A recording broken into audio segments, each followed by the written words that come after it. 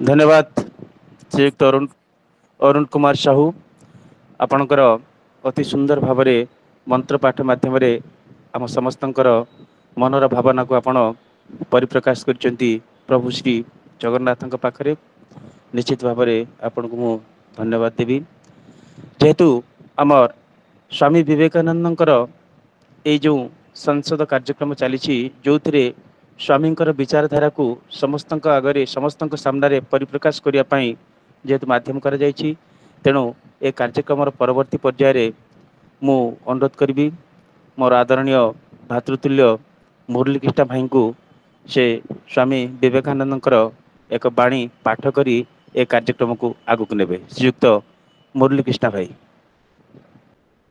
धन्यवाद सर। उपस्थित सभी को प्रणाम। विवेकवाणी जो व्यक्ति निज भागरे पड़िथिबा छोट मोट काम करने को असंतुष्ट हुए से जेकोसी कार्य पाई असंतोष प्रकाश करिवो, दुखपूर्ण जीवन यापन करिवो एवं सबु विषय असफल हब। किंतु जो व्यक्ति निजर कर्तव्य को पूर्ण प्राण रे करि जाए से शेष रे कृतकार्य हुए एवं उच्चतर कर्तव्य संपादन पाई सुजोग लाभ करि पारे। स्वामी विवेकानंद। धन्यवाद सर। धन्यवाद मुरली भाई। वास्तव में सांप्रतिक स्थिति रे अति आवश्यक थिला स्वामींकर ए जो बाणी जोटा कि मनीष निजर कर्तव्य को किभली करिवार कथा, मनीष किभली निजर कर्तव्य को निजर साधना बोली भाविबा कथा, से विषय को अति सुंदर भाव में स्वामी जहाँ लिखिथिले जहाँ वर्णना करथिले ताको आपण अति सुंदर भाव आम सामने उपस्थापन करथिले। तेणुकरी आपण को निश्चित भाव में मु पुनर्बार धन्यवाद दूची। बर्तमान आमे कार्यक्रम को आगक नवा ठीक समय आम कार्यक्रम आरंभ होइछि। अनेक श्रोता बंधु मध्य आम सहित जोग देउछन्ति। परवर्ती समय जो माने जोग देइछन्ति सेमानकु मध्य मु रायगड़ा जिला विचारधारा शाखा तरफ स्वागत जनाऊँगी, हार्दिक अभिनंदन जनाऊँगी। आज ए कार्यक्रम को आमे आगक नवा पूर्व मु गोटे कथा कहबी जे रायगड़ा जिला अति विलंब ए कार्यक्रम में सामिल होते निजको चेष्टा करुच्ची एक स्वतंत्र परिचय देवाई। तेणु निश्चित भाव में मु भावुची आमर जो माने आमर पथ प्रदर्शक जो मानकर हाथ धरी आम आगू चलीचु से माने निश्चित भाव में आमको आउ कि उत्साहित करेंगे। तो वर्तमान समय आसी जेहेतु सभा कार्य आरंभ होगा जाऊँगी तेणुक सभापति बिना निर्देश रे ए कार्यक्रम आगू जापर ना। आज सभापति दायित्व तुलेवाई आम स्थिर करूँ आम रायगड़ा विचारधारा शाखार सभापति महोदय श्रीयुक्त त्रिनाथ पात्र जे कि जड़े विचक्षण व्यक्तित्व कहले अत्युक्ति हम ना। जड़े उत्तम बा सफल व्यवसाय होगा सहित से प्रति समय शिक्षानुष्ठान द्वारा शिक्षानुष्ठान सहित जड़ित अच्छा। विभिन्न अनुष्ठान जमीक अंबादला सरस्वती शिशु मंदिर से प्रतिष्ठाता संपादक होगा सहित वर्तमान इशारा ही आम शिशु मंदिर कार्यक्रम आगू चली।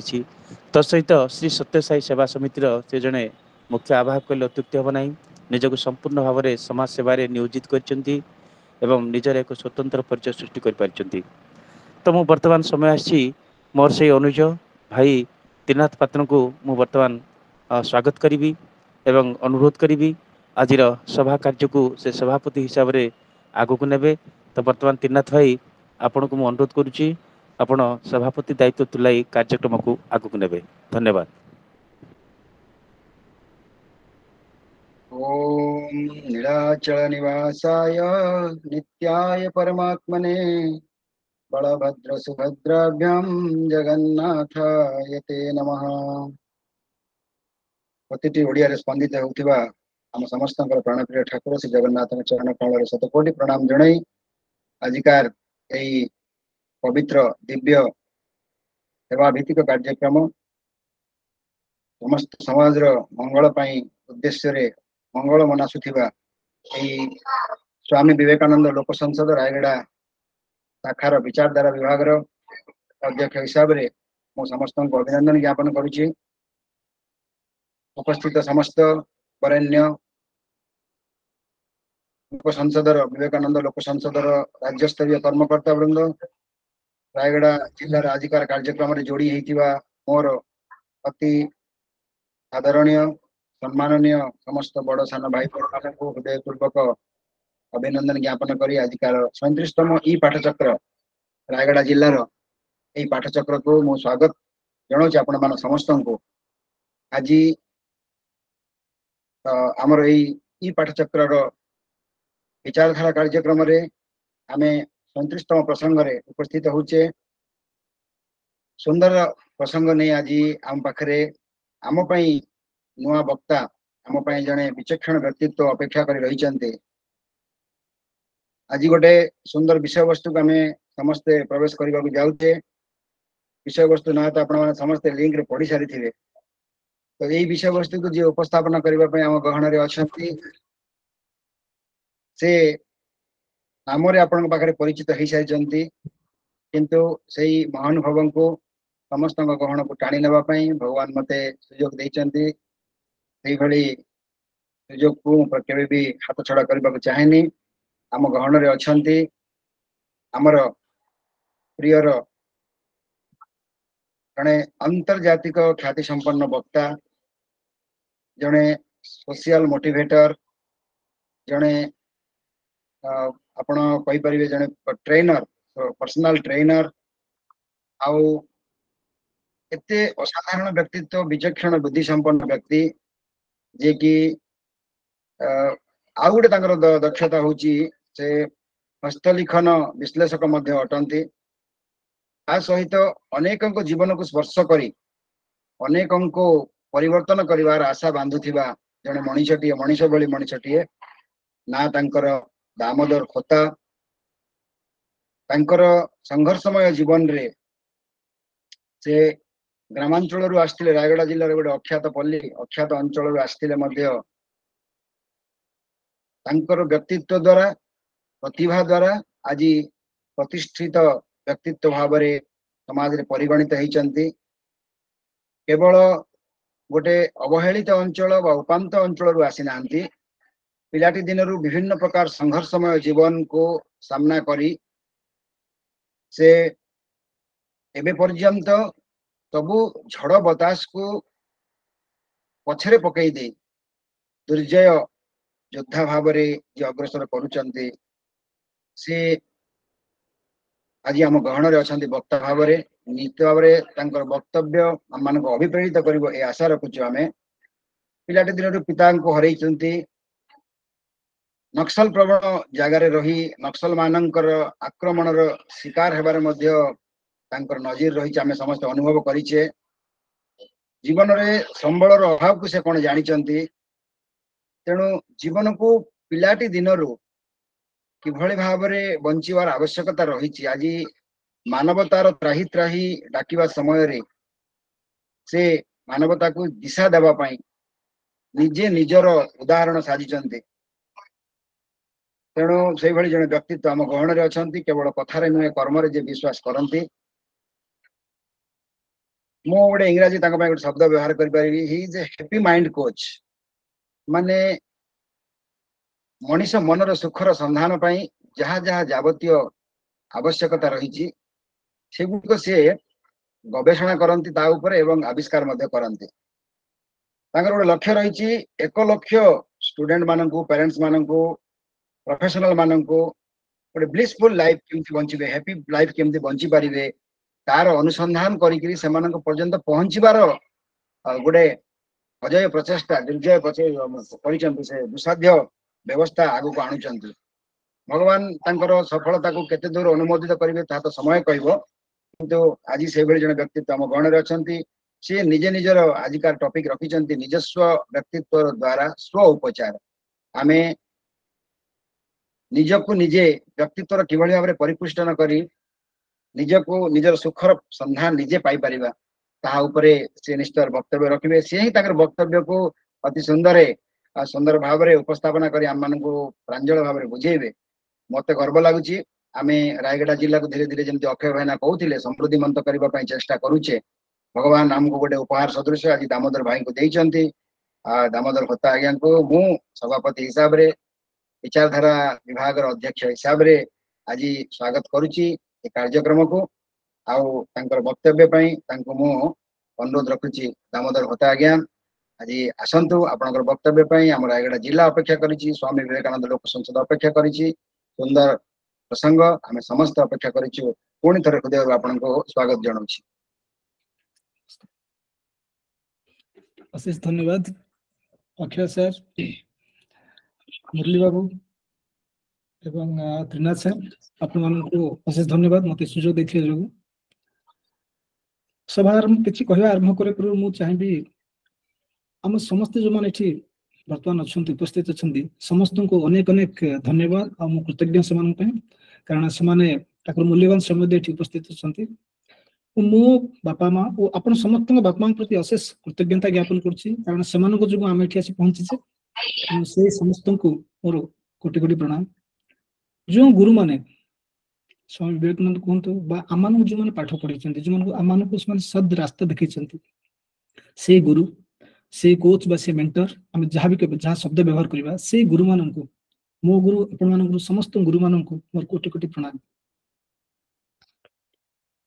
ए जो टॉपिक जो आम आज चिंता कर जो विषय में कथा जाऊे से निजस्व व्यक्तित्व द्वारा सुप्रचार एकदम इंग्राजी कहवा self image self healing by self image तार गोटे टॉपिक विषय वस्तु कहवा पछरे किसी कारण अच्छे कारण कौन मो जीवन कथा एटा मु बहुत रिसर्च करछि गुडाई जिंस होछि किंतु मो जीवन जो कथा ना सेटा हृदय आसे आपन देखते मो मुंडे चुटी नहीं सुंदर लोक आ 2019 मसिया रे आपण अमरेश पति बाबू हमर जने बॉलीवुड डायरेक्टर सी गोटे बाळ बोली गोटे मूवी भी स्टार्ट कर देले आपण सब सुनिथिबे ताको जो से गोटे लोक डीजे से तार मते चुटी पळेला जो से लोक बहुत डिफिकल्टीज फेस कला जीवन बहुत असुविधा फेस कला पर से तापर जीवन पुनर्बार आउथरे ठीक रास्ते आसीले मते तो मुझे तो से सिनेमा देखली मते लागला जे यह मो जीवन से संश्लिष्ट तेनु मु गोटे गवेषणा आरंभ कले जे चुटी काई झड़े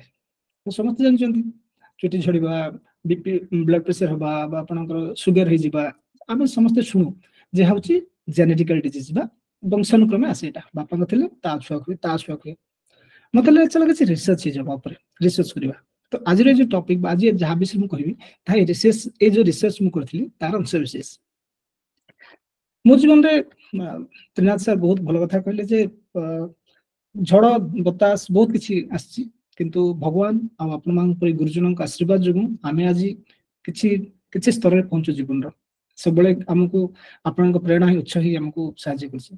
दीटा कोटेशन दीटी वाक्य मो जीवन को परिवर्तन करथला गोटे होछि जॉर्ज बर्नार्ड शंकर गोटे कोटेशन साउछि some man see things as they are and they say why किछ लोग देखंती दुनिया रे कोन कोन वर्तमान चलीछि आ पछरंती काहे की व्हाई बट जॉर्ज बर्नार्ड से कहउछंती I dream of things that never were say why not George Bernard से कहउछ मो से जिंस को देखे जा वर्तमान नाही आई ड्रीम ऑफ थिंग्स मो से जिंस को स्वप्न देखे दैट नेवर वेयर जा वर्तमान एग्जिस्ट करने बा जा वर्तमान नाही and I ask why not काहे की नाही छोटिया कथाटी अपन देखते अपन शहर जदि रास्ता घाट जदि कोठी टिके मरामती दरकार पानी जमुची वर्षा दिन आमे संगे संगे कंप्लेन स्टार्ट सरकार खराब ए देश खराब ए नेता खराब इमीडिएट गोटे मिनिट रे बट आमे प्रश्न करने से काहे कि हम रास्ता एनएच बडी होनी काहे कि हम रास्ता अमेरिका रास्ता बडी होनी बहुत क्वचित लोक ए संसद रो जो सभ्य मान छथि से न किछि लोक ए प्रश्न पचारथि और सेकंड आउट बाकी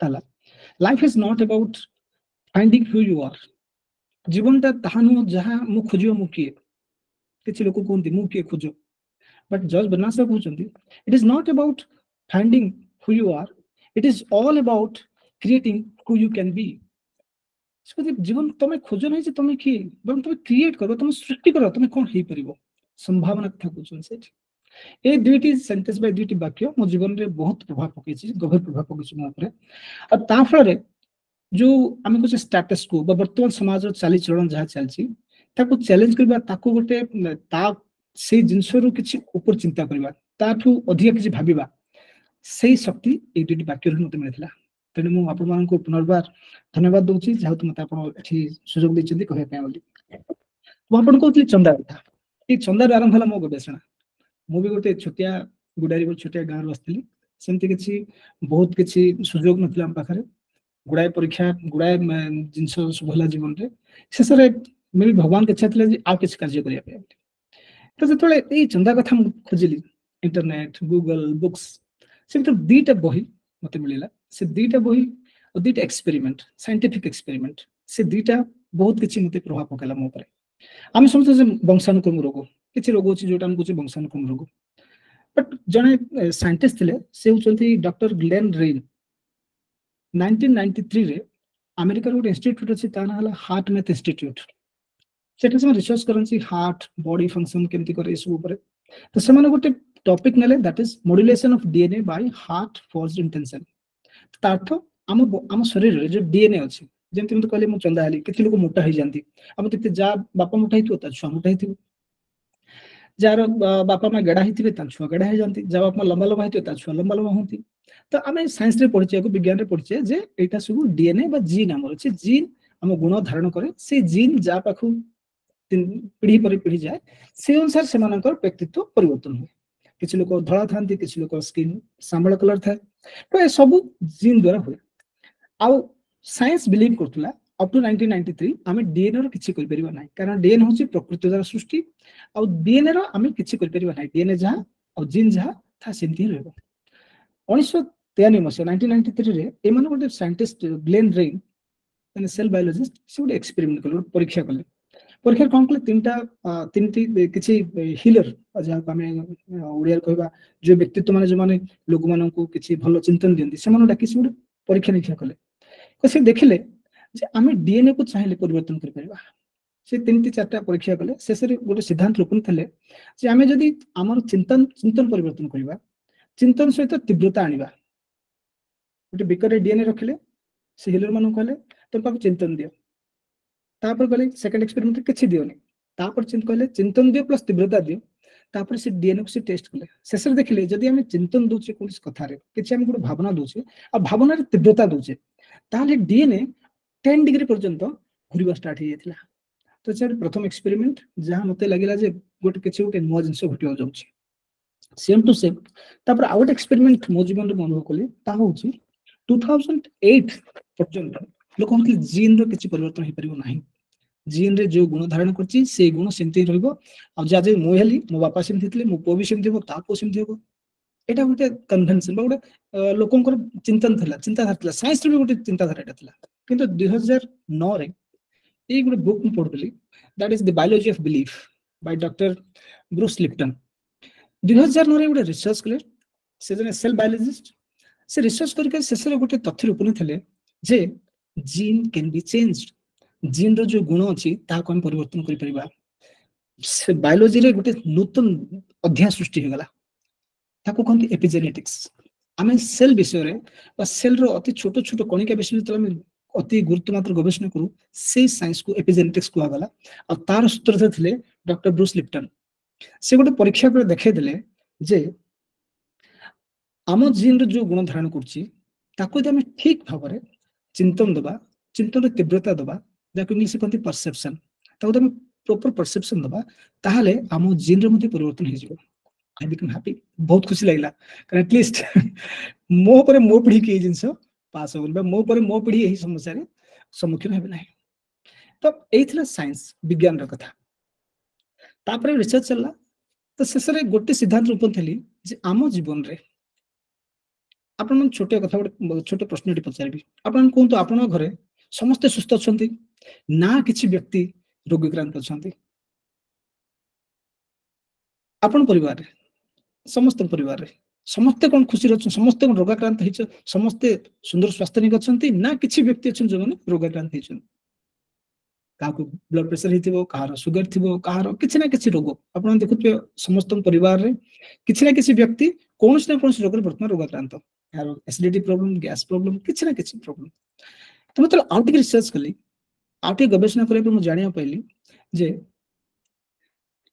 प्रकृति रे जो रोग आसे प्रकृति रोग न आमे ताको रोग बट प्रकृति रोग न होता ताउची गोटे सिम्पटम बा ताउची गोटे हमको गोटे जेमति संदेश दिया जाय जदि गाड़ी आपण जाउथबे गाड़ी चलौथबे गाड़ी चला बेले पेट्रोल जल कमी जिवो सेडा आपण को गोटे सिग्नल दे गोटे संदेश दे टक टक टक देखो गाड़ी जानि जेबे जे हां रिजर्व लागला बा रिजर्व नाही जदि तेल सरजिला माने आपण जानिबे किछि गोटे संदेश मिलि आपण को राइट एग्जैक्टली ए जो रोग होय हम शरीर रे ना सेडा हम गोटे संदेश देबो चेष्टा करे प्रकृति रोग न ତ ଆପଣ ଚିନ୍ତା କରିବେ ଏଠୁ ଏଇ ରୋଗ କେମିତି ଜାଣିବା ଆମେ? मुरली भाई मको शेयर कर परिबे स्क्रीन।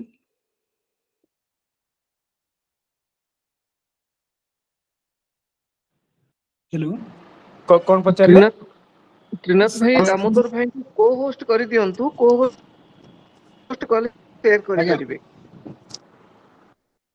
हां आज्ञा को होस्ट ମୁଁ ବି ଟିକେ ଜାଣିନଥିଲି ତ କୋଉ ହୋଷ୍ଟଟା କୋଉଠି ଆସେ।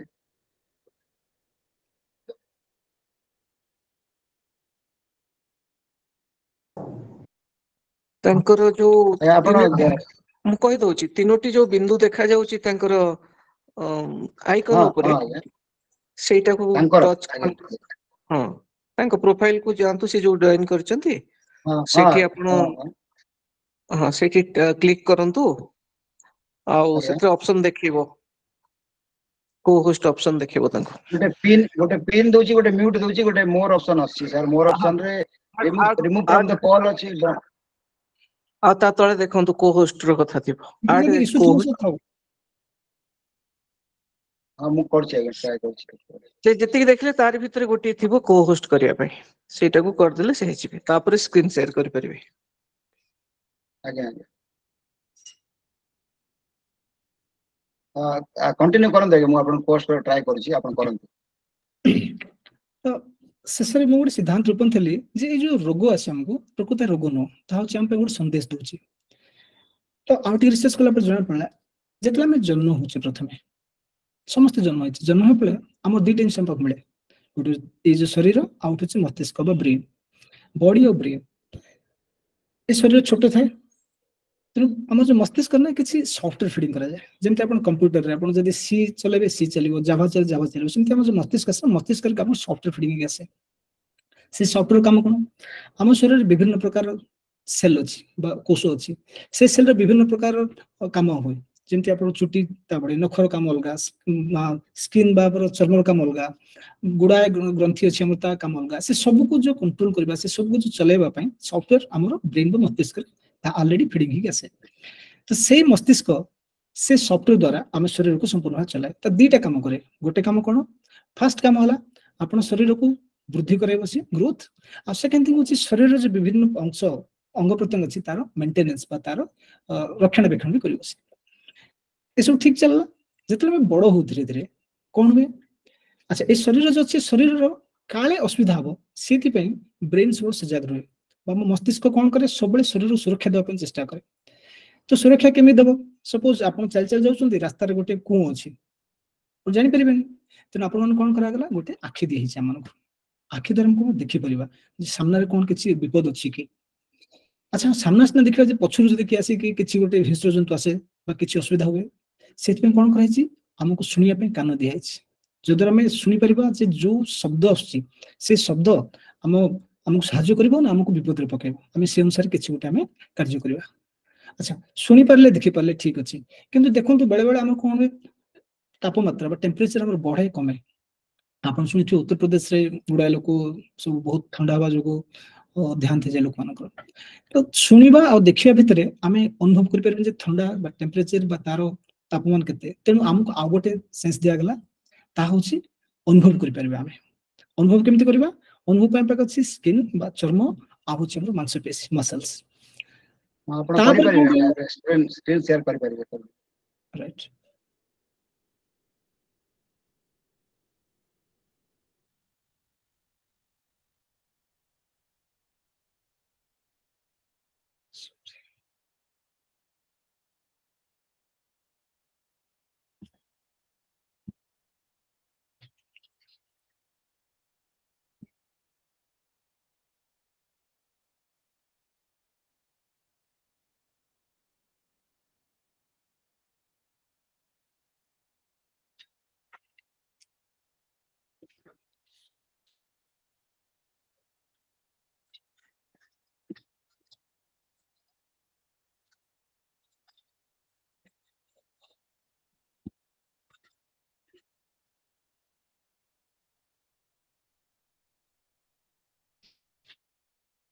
ଆସିଗଲା।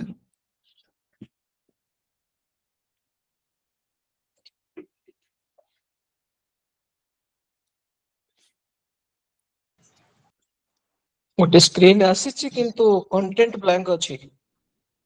कंटेंट ब्लैंक देखो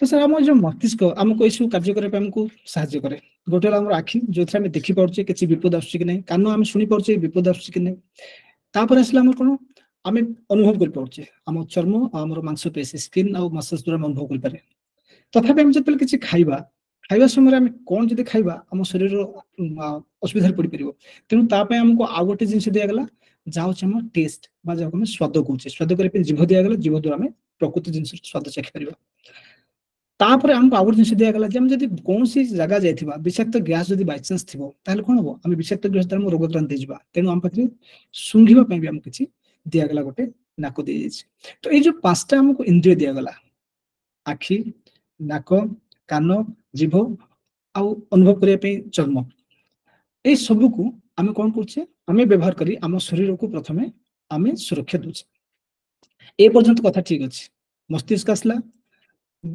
ब्रेन आसला बॉडी आसला आम सेंसेशंस आसला 5टा सेंसरी ऑर्गन्स आसला तो ये सब ठीक चलছে किंतु যেতলে শরীর তৈরি হইতলা সেতলে সে জানতলা এমতি আমি পড়ে ফার্স্ট সেঞ্চুরি একবিংশ শতাব্দী আসি এটি 5G 4G সব লঞ্চ হবো এটি গুড়ায় লোক গুড়ায় কার্যর অনুভব হইবে এই কথা সেতলে জানতলা তবে আমি কোন করছে যেতলে আমি সবুলে কোনসি গোটে জিনিসକୁ গ্রহণ করছে কোন জিনিস দেখিলে সপোজ আপন রাস্তায় যাউଛନ୍ତି কিছু জিনিস দেখিলে আপন ଦେଖିବା ଦ୍ୱାରା କଣ ହେଲା ଆପଣ ଭିତରେ କିଛି ଗୋଟେ ଅନୁଭବ କିଛି ସୃଷ୍ଟି ହେଉଛି ଗୋଟେ ସପୋଜ ଗୋଟେ ସୁନ୍ଦର ଘର ଦେଖିଲେ ଆପଣ କଣ ଭାବ ହେଉଛି ବଢିଆ ସୁନ୍ଦର ଘର ହେଇଛି କାଳେ ମୋର ଏମିତି ଘର ହେଇଥାନ୍ତା ଯାହାର ବି ଘର ହେଇଛି ବହୁତ ବଢିଆ ହେଇଛି ଆମେ ଯେତେବେଳେ ଦେଖୁ ସାଙ୍ଗେ ସାଙ୍ଗେ କଣ ହୁଏ ଆମ ବ୍ରେନ ତାକୁ ରିସିଭ କରେ ବା ଆମ ମସ୍ତିଷ୍କ ତାକୁ ରିସିଭ କରି କଣ କରେ ନ୍ୟୁରୋଲୋଜିକାଲ ପାଥୱେ କୁହାଯାଏ ତାକୁ ଗୋଟେ ମସ୍ତିଷ୍କର ଗୋଟେ ଜାଗା ନିଏ ସିଏ ଯେମିତି ଆମେ କମ୍ପ୍ୟୁଟରରେ ଆପଣ ଦେଖିବେ ଯେତେବେଳେ ଆମେ କିଛି ଗୋଟେ ଫାଇଲକୁ ଆମେ ଲୋଡ କରିବା ବା କୌଣସି ଗୋଟେ ଗୀତ ବା କୌଣସି ଭିଡିଓକୁ ଆମେ ଯଦି ମୋବାଇଲରେ ଦେଖିବେ ଆପଣ ହ୍ୱାଟ୍ସଆପରେ ବା କୌଣସି ଜିନିଷ ରଖିବେ ସେ ଗୋଟେ ସ୍ପେସ୍ ନିଏ କେତେ ଏମ୍ବିର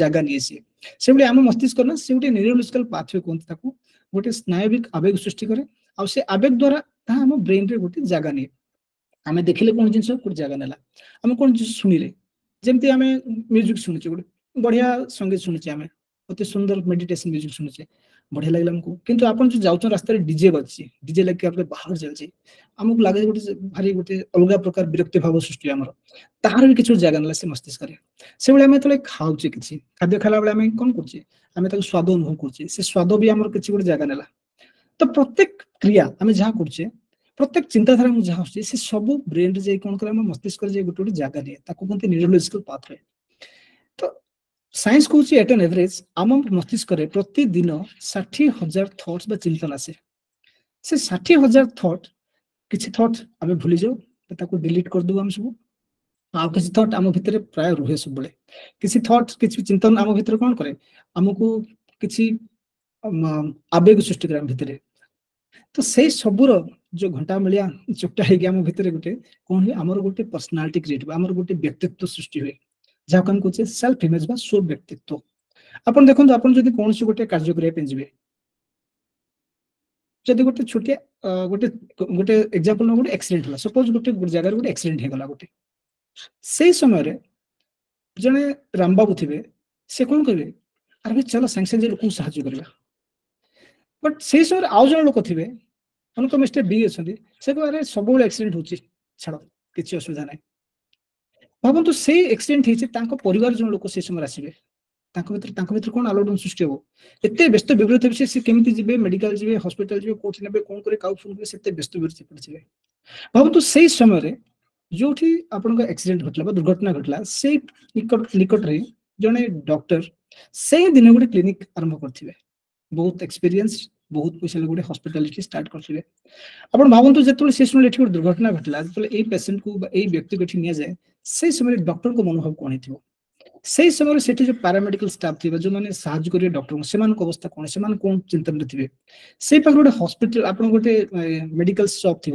जो आप पेसेंट से जाए तार अवस्था कौन तार मन चिंतन कौन हम देखते समस्ते गोटे जिन देखुं दुर्घटना घटला किंतु समस्त मनर भाव अलग अलग हो ये कहते साहाଯ୍य करवा जन कहे ना ठीक अच्छे चलो घर पलैबा जो डॉक्टर से दिन क्लिनिक स्टार्ट कर भावतु से डॉक्टर कौन हो एटा गोटे बिजनेस एटा गोटे ଲୋକଙ୍କୁ ସାହାଯ୍ୟ କରିବାର ବାଟ ମଧ୍ୟ ହେଇପାରେ।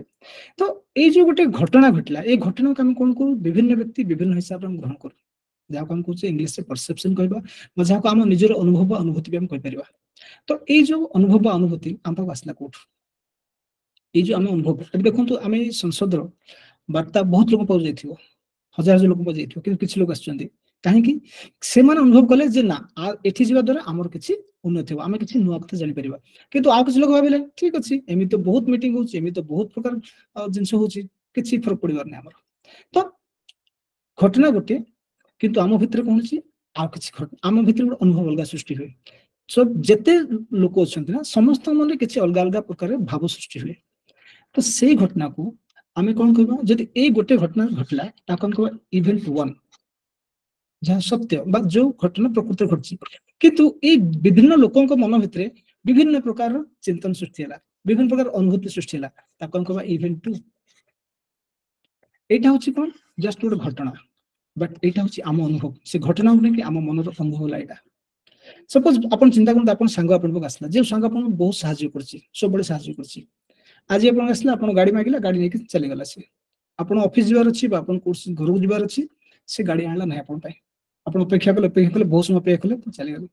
ସାଙ୍ଗେ ସାଙ୍ଗେ ଆପଣଙ୍କର କଣ ଚିନ୍ତନ ସୃଷ୍ଟି ହବ, କେତେ ବଦମାସ ଲୋକଟା, ଏତେ କହିବା ସତ୍ତ୍ୱେ ବି ମୋ କଥା ଶୁଣିଲା ନାହିଁ। ତାପରକୁ ଆପଣ ଗୁଡାଏ ପ୍ରକାର ଚିନ୍ତନ ଆପଣ ସୃଷ୍ଟି ହବ। କିନ୍ତୁ ସେ ମୋମେଣ୍ଟ, ସେ ସମୟରେ ଆପଣ କଣ ଚିନ୍ତା କଲେ, ସେ ଆପଣଙ୍କୁ ଯେତେ ସାହାଯ୍ୟ କରିଛି ସେ ସବୁ ଭୁଲିଯିବ ଆମେ। ସେ ମୋମେଣ୍ଟରେ, ସେ ସମୟରେ ଆମ ପାଖକୁ ଏମିତିଆ ଚିନ୍ତନ ପାଖକୁ ଆସେ। ଯଦି ଆମେ କୌଣସି ଗୋଟେ ଛୋଟ ଗୋଟେ ଫୁଲକୁ ଦେଖିବା, ସେ ଫୁଲଟାକୁ ଗୋଟେ ଲୋକ ସାଧାରଣ ଭାବେ ଗ୍ରହଣ କରେ, ବଟ୍ ଆଉ ଜଣେ କବିତା ଲେଖିଦିଏ ସେଥିରେ। ବର୍ଷା ହଉଛି, ବର୍ଷା ହେଲେ କବି ଗୋଟେ କବିତା ଲେଖିଦିଏ, ବଟ୍ ସେ ବର୍ଷା ଆମମାନଙ୍କ ପାଇଁ କୌଣସି ସେମିତି କିଛି ପ୍ରଭାବ ପକାଏ ନାହିଁ, ଆମ ପାଇଁ ତାହା ବର୍ଷା ମାତ୍ର। ତ ଏଠି କଣ ହଉଛି, ଆପଣ ଇଭେଣ୍ଟ 2 ବା ଯୋଉ ଗୋଟେ ଘଟଣା ଆମ ମନ ଭିତରେ ଘଟୁଛି, ତାହାର ଅନୁଭବ ସମସ୍ତଙ୍କ ପାଇଁ ସମାନ ନୁହଁ। ଘଟଣା ସେମ୍, ଘଟଣା ସମସ୍ତଙ୍କ ପାଇଁ ସମାନ, କିନ୍ତୁ ଆମ ଭିତରେ ଯୋଉ ଘଟଣା ଘଟୁଛି, ଆମ ଭିତରେ ଅନୁଭବ ଘଟୁଛି, ତାହା ସମାନ ନୁହଁ। ଏଠୁ ହିଁ ଆରମ୍ଭ ହେଲା ପ୍ରକୃତିର ଗବେଷଣା। ଯେତେବେଳେ ଆମର E2 ଆମେ ତାକୁ କହିବା ଇଭେଣ୍ଟ 2, ବା ଆମ ଭିତରେ ଯୋଉ ଚିନ୍ତନ, ଆମ ଭିତରେ ଯୋଉ ଅନୁଭୂତି, ସେଠୁ ସୃଷ୍ଟି ହୁଏ ଆମର ବହୁତ କିଛି ଜିନିଷ। ଯେତେବେଳେ ଆମର ଏଇ ଘଟଣା ଇଭେଣ୍ଟ 2, ଏହା ଆମକୁ ଦି ପ୍ରକାର ସାହାଯ୍ୟ କରେ। କଣ ସାହାଯ୍ୟ କରେ? ଗୋଟେ ଆମର କଣ କରେ, ବେଳେ ବେଳେ ଆମେ ଭଲ ଚିନ୍ତା କରୁ, ଗୋଟେ ଛୁଆ, ଗୋଟେ ଛାତ୍ର ଅଛି, ସେମାନଙ୍କୁ ତାର ପରୀକ୍ଷା ଆସିଗଲା, ଗୋଟେ ଛାତ୍ର କଣ କରେ, ସେ ଭାବେ ଯେ ନା ବହୁତ କଷ୍ଟ, ଏ ପରୀକ୍ଷା ମୋ ପାଇଁ କଷ୍ଟ, ବଟ୍ ଆଉ ଜଣେ ଛାତ୍ର ନା, ଏ ପରୀକ୍ଷା ଦ୍ୱାରା ମୋ ଜୀବନ ଉନ୍ନତି ହବ। ତ ଦେଖନ୍ତୁ, ଜିନିଷ ଗୋଟେ, ପରୀକ୍ଷା ହବ, ଘଟଣା ଗୋଟେ, କିନ୍ତୁ ଗୋଟେ ଛାତ୍ର ପାଇଁ ଏହା ଅଲଗା, ଆଉ ଗୋଟେ ଛାତ୍ର ପାଇଁ ତାହା ହଉଛି ଗୋଟେ ଭାରି କଷ୍ଟକର ପାଠ। ତ ଏଇ ଯୋଉ ଜିନିଷ, ଏସବୁ କୋଉଠି ଆସେ ପାଖକୁ, ଏଇ ଯୋଉ ଆମ ପାଖକୁ ଘଟଣା, ଏଇ ସବୁ ଯୋଉ ଚିନ୍ତନ ଆସେ, ଏହା ଆମର ଛୋଟ ଛୁଆରୁ ଆରମ୍ଭ ହୁଏ। ଯେତେବେଳେ ଛୋଟ ଥିବା, ଛୋଟ ପିଲାରୁ 8 ବର୍ଷ ଭିତରେ ଆମେ ଯୋଉ ଯୋଉ ତଥ୍ୟକୁ ଗ୍ରହଣ କରୁ, କୋଉଠୁ ଗ୍ରହଣ କରୁ, ଆମ ଶିକ୍ଷା ବ୍ୟବସ୍ଥା, ଆମ ପରିବାର ଚାଲିଚଳନ, ଆମ ଘରେ ଯୋଉ ପ୍ରଥା ବା ଯୋଉ ପରମ୍ପରା ଚାଲି ଆସିଛି, ଆମ ସମାଜରେ ଯୋଉ ପ୍ରଥା ଚାଲି ଆସିଛି, ବା ଆମେ କୌଣସି ତଥ୍ୟ ଗ୍ରହଣ କରୁ, କିଭଳି ସିନେମା ଦେଖୁ, ଏ ସବୁକୁ ନେଇକି ଆମ ଭିତରେ ଗୋଟେ ଚିନ୍ତନ ସୃଷ୍ଟି ହୁଏ, ଯାହାକୁ ଆମେ କହୁଛେ ସେଲ୍ଫ ଇମେଜ, ସେଲ୍ଫ ଆଇଡେଣ୍ଟିଟି। ଆଉ ତାହା ହିଁ ପ୍ରଭାବିତ କରେ ଆମେ କୌଣସି ଘଟଣାକୁ କିଭଳି ଭାବେ ଗ୍ରହଣ କରୁ, ପ୍ରତ୍ୟେକ ଘଟଣାକୁ ଆମେ କିଭଳି ଗ୍ରହଣ କରୁ, ଏଠୁ ହିଁ ଆମେ ତାହା ଜଣା ପଡିଥାଏ। ଆଚ୍ଛା, ଯେତେବେଳେ ଆମେ ଏଇ ଘଟଣା ଘଟେ, ଆମ ପାଖକୁ ଯେତେବେଳେ ସେ ଘଟଣା ଆସେ, ଆମେ ତାକୁ ପୁରା ସେମ୍ ଟୁ ସେମ୍ ଗ୍ରହଣ କରିପାରିବା ନାହିଁ। କାହିଁକି ନା ଆ ଭିତରେ, ଯେମିତି ଆମେ ପାଣି ଆସେ, ଆମର ସପ୍ଲାଇ ପାଣି ଆମ ଘର ସମସ୍ତଙ୍କୁ ଆସେ, ବଟ୍ ଆମେ ସେଇ ପାଣି ନ ପିଇ ଆମେ କଣ କରୁ, ତାକୁ ଫିଲ୍ଟରରେ ବା ତାକୁ କୌଣସି ଆରଓ ସିଷ୍ଟମରେ ସେ ପାଣିକି ନେଇ ବ୍ୟବହାର କରୁ ଆମେ। ସେଭଳି ଯେତେବେଳେ କୌଣସି ଘଟଣା ଘଟେ, ସେ ଆମ ପାଖକୁ ଆସିବା ପୂର୍ବରୁ କିଛି ଫିଲ୍ଟର ବ୍ୟବହାର କରାଯାଏ। ତାକୁ ଆମ NLP ଗୋଟେ ଲାଙ୍ଗୁଏଜ ଅଛି, ନ୍ୟୁରୋ ଲିଙ୍ଗୁଇଷ୍ଟିକ ପ୍ରୋଗ୍ରାମିଂରେ, ତାକୁ କୁହାଯାଏ GDD, ଜେନେରାଲାଇଜେସନ, ଡିଲିସନ, ଡିଷ୍ଟରସନ। ଜେନେରାଲାଇଜେସନ କଣ? ଆପଣ କୌଣସି କାରଣବଶତଃ ଦିଲ୍ଲୀ ଯାଇଛନ୍ତି, ଦିଲ୍ଲୀରେ ଆପଣ ବୁଲିବା ପାଇଁ ଯାଇଛନ୍ତି ବା କୌଣସି ଅଫିସ କାମରେ ଯାଇଛନ୍ତି, ସେଠି ଗୋଟେ ଲୋକ ଆପଣଙ୍କ ପକେଟରୁ ପଇସା ଚୋରି କରି ନେଇଗଲା। ସେକେଣ୍ଡ ଥର ଆଉ ବର୍ଷେ 2 ବର୍ଷ ଆଉ ଥରେ ଗଲେ, ସେମ୍ ଘଟଣା ଘଟିଲା, ସେମିତି ଆଉ ଜଣେ କି ଆପଣଠୁ ଅଧିକା ପଇସା ନେଇଗଲା, ବା କୌଣସି ଅଟୋ ବାଲା ଆପଣଠୁ ଅଧିକା ପଇସା ନେଇଗଲା। ଆଉ 2-3 ବର୍ଷ ପରେ ଥରେ ଗଲେ, ସେମ୍ ଘଟଣା ଆପଣଙ୍କ ସହିତ ଆଉ ଥରେ ଘଟିଲା ଦିଲ୍ଲୀରେ। ଆପଣଙ୍କ ମନରେ କଣ ସୃଷ୍ଟି ହେଇଗଲା? ଦିଲ୍ଲୀର ଲୋକମାନେ ଖରାପ। କିନ୍ତୁ ଆପଣଙ୍କ ସହିତ ପ୍ରକୃତରେ କେତେ ଥର ଘଟିଛି ଘଟଣା? 3 ଥର ଘଟିଛି। କିନ୍ତୁ ଆପଣ ମନରେ କ'ଣ ସୃଷ୍ଟି ହେଲା ପ୍ରତିକ୍ରିୟା? ଦିଲ୍ଲୀର ଲୋକମାନେ ସମସ୍ତେ ଖରାପ। এটা କୁହନ୍ତି ଜେନେରାଲାଇଜେସନ ବା ଯାହାକୁ ଆମେ ସାଧାରଣ ଭାବେ କହୁ। ଆମେ ଦେଖନ୍ତୁ ଆମେ ବହୁତ କଥା କହିଦେଉ ସାଧାରଣ, ସେ ଗାଁ ଲୋକ ଖରାପ, ସେ ଦେଶ ଲୋକ ଖରାପ, ସେ ଲୋକ ଖରାପ।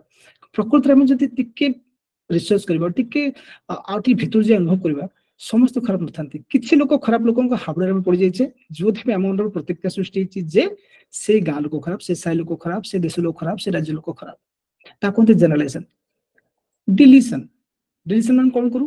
ଆମେ କିଛି ଜିନିଷକୁ ଗ୍ରହଣ କରୁନା। ଆମେ ଯେମିତି ଆପଣଙ୍କୁ ଉଦାହରଣ ଦଉଥିଲି, ଆପଣ ଜଣେ ଲୋକ କେତେ ସାହାଯ୍ୟ କରୁ, କିନ୍ତୁ ତାର ଗୋଟେ ଭୁଲ କାମ ଆମେ ଦେଖିଲେ, ଆପଣ ସେ ଯଦି କିଛି ରାଗି କଥା କହିଦେଲା, ଆମେ ସେଦିନ ତା ସାଙ୍ଗେ କଥା କହିବା ବନ୍ଦ କରିଦଉ। ଆମେ ତାକୁ କୁହନ୍ତି ଡିଲିସନ। ମାନେ ଆମେ ପୂର୍ବର ଯୋଉ ଭଲ କଥା ଥିଲା ତାକୁ ଆମେ ଗ୍ରହଣ ନ କରି ବର୍ତ୍ତମାନର ଯୋଉ ଗ୍ରହଣ କରିଦଉ। ଭଲ କଥା ବେଳେବେଳେ ଆମ ବ୍ରେନ, ଆମ ମସ୍ତିଷ୍କ ଗ୍ରହଣ କରେନି, ଆଉ ଯୋଉ କଥା ନ ହବା କଥା ତାକୁ ଆମେ ବେଳେବେଳେ ଗ୍ରହଣ କରିଦଉ। ତାକୁ କୁହନ୍ତି ଡିଲିସନ। ଆଉ ଗୋଟେ ଅଛି ଡିଷ୍ଟର୍ସନ। ଡିଷ୍ଟର୍ସନ ଅର୍ଥ କ'ଣ? ଆମେ ତଥ୍ୟ ଯାହା ତାକୁ ଗ୍ରହଣ କରୁନା, ତାକୁ କିଛି ଆମେ ଟିକେ, ଯେମିତି ଆପଣଙ୍କ ଆଗ କଲମରେ ଲେଖା ହଉଥିଲା, କଲମରେ ପାଣି ପଡ଼ିଲେ ଯେମିତି ତାହା ଡିଷ୍ଟର୍ଟ ହେଇଯିବ, ମାନେ ଆପଣ କ'ଣ ହବ, ପ୍ରକୃତ ତଥ୍ୟଟା କିଛି ଆଜୁବାଜୁ ହେଇଯିବ। ସେଭଳି ଆମ ବ୍ରେନ କ'ଣ କରେ, ଆମ ମସ୍ତିଷ୍କ କ'ଣ କରେ, ଯେକୌଣସି ଘଟଣାକୁ ଗ୍ରହଣ କରିବା ପୂର୍ବରୁ ତାକୁ କିଛି ଡିଲିଟ କରିଦିଏ। ଯେମିତି ମୁଁ ଗୋଟେ ଫଟୋ ଆପଣ ଦେଖେଇବି ବା ମୁଁ ବ୍ୟାକଗ୍ରାଉଣ୍ଡ କଥା କହିବି ଆପଣଙ୍କୁ, ଆପଣ ଦେଖିଥିବେ, ବଟ୍ ମୁଁ ପଚାରେ ଆପଣ ଗ୍ରୀନ କଲର ଦେଖିଛନ୍ତି? ଆପଣ ତାର ମନେ ପକାଉ, ଆଚ୍ଛା ଗ୍ରୀନ ଦେଖିଛି କି ନାହିଁ, ଆପଣ ମସ୍ତିଷ୍କ କାମ କରେନି। କାରଣ ବେଳେବେଳେ ଆମେ ଡିଷ୍ଟର୍ବ କରିଦେଉ, କୌଣସି ଘଟଣା କଥାକୁ ଆମେ ସାଙ୍ଗେ ସାଙ୍ଗେ ସେମ୍ ଟୁ ସେମ୍ ଆମେ ଗ୍ରହଣ କରିପାରିବା ନାହିଁ। ଏଇଟା ହେଉଛି ଆମ ମସ୍ତିଷ୍କର ଲାଙ୍ଗୁଏଜ ବା ମସ୍ତିଷ୍କର ଗୋଟେ ପ୍ୟାଟର୍ନ, ଏଇଟା ବ୍ରେନର ପ୍ୟାଟର୍ନ ଏଇଟା। ତ ଯେତେବେଳେ ଏଇ ସବୁ ଘଟଣା ଚକ୍ର ଦେଇକି ଆମ ପାଖକୁ କୌଣସି ତଥ୍ୟ ଆସେ, ତାକୁ ଆମେ ଆମର ୟୁଟ୍ୟୁବରେ ଷ୍ଟୋର କରିଦେଉ, ଆମର ଇଭେଣ୍ଟ ଟୁ ବା ଯାହାକୁ କହୁଛେ ଆମ ଦୁନିଆ। ଏଇଟା ହେଉଛି ପ୍ରକୃତ ଦୁନିଆ, ପ୍ରକୃତ ଗୋଟେ ଘଟଣା ଘଟିଲା, କିନ୍ତୁ ଏଇଟା ହେଉଛି ଆମ ଦୁନିଆ। ତେଣୁ ଡକ୍ଟର ଦୀପକ ଚୋପ୍ରା ଜଣେ ଇଣ୍ଡିଆନ ମେଡିସିନ ସ୍ପେଶାଲିଷ୍ଟ ଡକ୍ଟର, ଆମେରିକାରେ ଯିଏ ଅଛନ୍ତି, ସେ କୁହନ୍ତି you are nothing but you are your E2, you are an event too. ଆପଣ କିଏ ନୁହନ୍ତି, ଆପଣ ଭିତରେ ଯୋଉ ଭାବନା ସବୁ ଭର୍ତ୍ତି ରହିଛି, ଆପଣ ଭିତରେ ଯୋଉ ବିଭିନ୍ନ ପ୍ରକାର ମନର କଥା ସବୁ ଭର୍ତ୍ତି ରହିଛି, ଆପଣ ହଉଛନ୍ତି ତାର ରେଜଲ୍ଟ। ଆପଣଙ୍କ ଭିତରେ ଯେତେ ସବୁ ମେମୋରି ଅଛି ବା ଆପଣଙ୍କ ଭିତରେ ଯେତେ କଥା ସବୁ ଆପଣ ମନେ ରଖିଛନ୍ତି ପିଲାବେଳୁ ଆଜି ଯାଏଁ, ଆପଣ ହଉଛନ୍ତି ତାର ରେଜଲ୍ଟ ବା ତାର ପ୍ରତିଫଳନ ହଉଛନ୍ତି ଆପଣ। ତେଣୁ ଆମ ପାଇଁ ଏଇଟା ବହୁତ ଇମ୍ପୋର୍ଟାଣ୍ଟ, କାହିଁକି ନା ଆମେ ଗୋଟେ ଘଟଣାକୁ କିଭଳି ଗ୍ରହଣ କରୁ, ତାପରେ କ'ଣ ହୁଏ, ତାପରେ ଆମେ ଆକ୍ସନ, ତାପରେ ଆମେ କୌଣସି କାର୍ଯ୍ୟ କରିବା। କାର୍ଯ୍ୟ କ'ଣ କରିବା? ଦେଖନ୍ତୁ, ଆମେ ଶୋଇଲା ସକାଳୁ ଉଠିବା ଠାରୁ ଶୋଇବା ପର୍ଯ୍ୟନ୍ତ ଆମେ ଯୋଉ କାର୍ଯ୍ୟ କରୁ, ସବୁ କାର୍ଯ୍ୟର କିଛି ନା କିଛି ଗୋଟେ ଏଜେଣ୍ଡା ବା କିଛି ନା କିଛି ଗୋଟେ ଗୋଲ ରୁହେ ବା କିଛି ନା କିଛି ଲକ୍ଷ୍ୟ ରୁହେ, ତା ପାଇଁ ଆମେ କାର୍ଯ୍ୟ କରୁ।